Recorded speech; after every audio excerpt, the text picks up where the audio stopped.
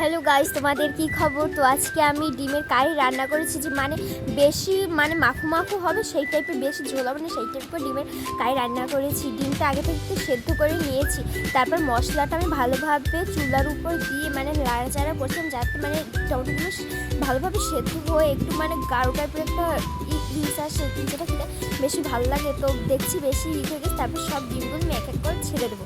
ছেড়ে দেওয়ার পর আর তোমরা সবসময় একটু ফুটো ফুটো করে রাখবে ডিমের উপর কাঁটা চামচ দিয়ে, যার কারণে মশলাটা ডিমের মধ্যে ভালোভাবে ঢুকে যেতে পারে।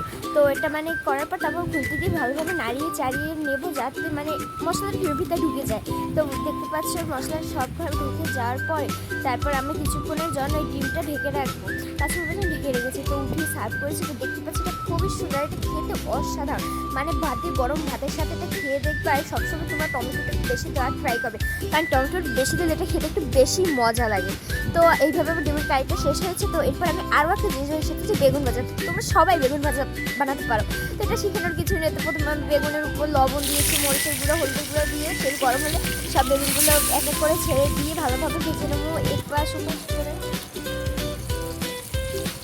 ভালোভাবে এপাশ ওপাশ করে বেগুনগুলো ভেজে নেওয়ার পরে